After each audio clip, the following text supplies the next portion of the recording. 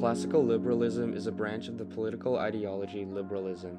It was developed during the Age of Enlightenment with values of political and economic individualism. During the Age of Enlightenment, famous philosophers like John Locke proposed the idea that all humans have some basic individual rights. Some of these rights included freedom of speech, freedom of religion, freedom of association, and the right to vote. Many consider this a positive because of the American and French revolutions, where the monarchies were overthrown and Declaration of Rights were created by the people.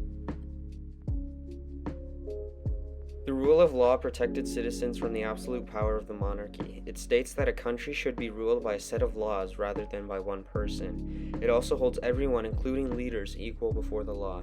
The development of the rule of law has seen less government rule and more protection for the well-being of people of society. A staple of classical liberal economics is competition through the use of laissez-faire economics. Competition is when businesses go toe-to-toe to compete for economic success. Low prices and high-quality products benefits the consumer, whereas the need to succeed for businesses allows for high economic output that benefits the country overall.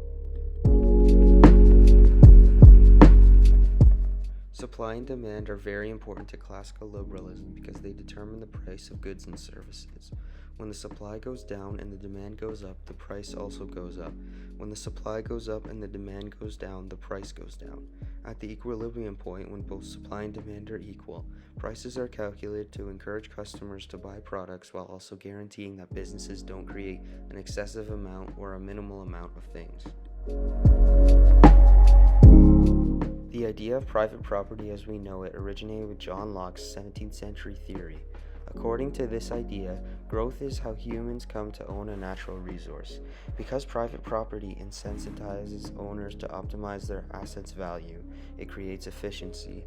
An owner gains greater trading power in proportion to its value.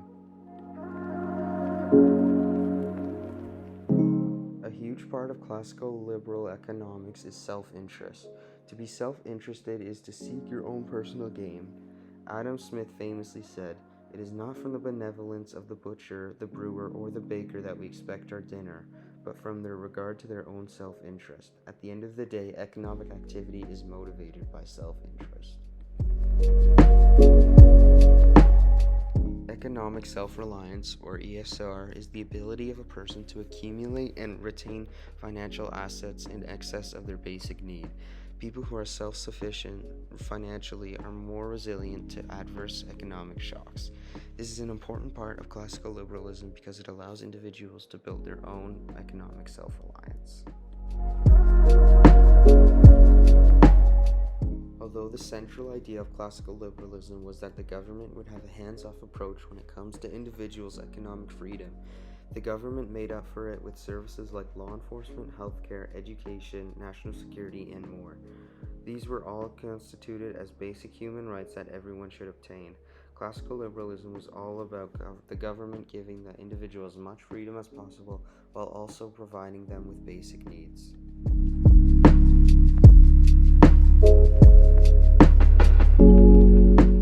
The wealthy have the potential to take advantage of a classical liberal society that is built on laissez-faire capitalism because there's little to no government intervention. Although economic freedom and choice are encouraged by limited government, there is a risk that this may lead to significant financial disparities in society, and those who need help cannot receive it from the government. People cannot rely on the government to defend them or assist them in a moment of need under a free market or laissez-faire economy. As a result, unemployment exists in most nations with free market economies. This implies that a certain portion of the population will eventually experience poverty and be unable to provide themselves with the basic needs. The opposite of competition, when one company rules and dominates an entire industry, it is called a monopoly. This is harmful for consumers since a business would raise prices to whatever degree it pleased if the consumer did not have an option to choose.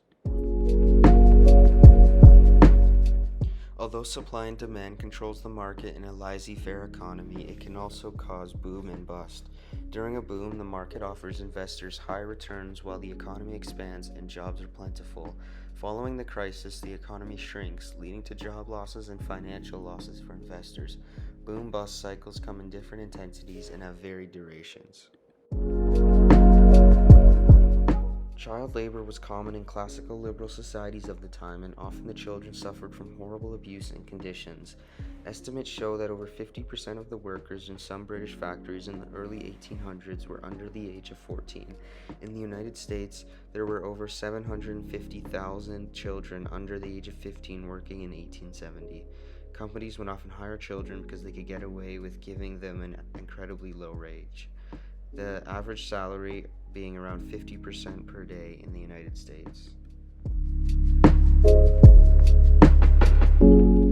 The Industrial Revolution was powered by burning coal, and big industrial cities began pumping vast quantities of pollution into the atmosphere. Air pollution continued to rise in the 1800s, causing respiratory illness and higher death rates in areas that burned more coal. A study published in 2016 in Nature suggests that climate change, driven by human activity, began as early as the 1830s. Physician James Phillips Kay detailed the diet of the British low-paid laborers. Typically had a boiled mashed potatoes, melted butter, and lard for breakfast, and occasionally a few pieces of fried fatty bacon mixed in for lunch. Workers may have oatmeal and potatoes once more after work, or they may have more tea and a little bread. Malnutrition often resulted in workers losing weight, experiencing stomach and intestinal issues, and developing pale, leaden-colored, or yellow-hued skin. The Industrial Revolution helped establish patterns of gender inequality in the workplace that lasted in the eras that followed. Laura L. Frater, a retired professor of history, notes that factory owners often paid women only half of what men got for the same work, based on the false assumption that women didn't need to support families and were only working for pin money that a husband might give them to pay for non-essential personal items.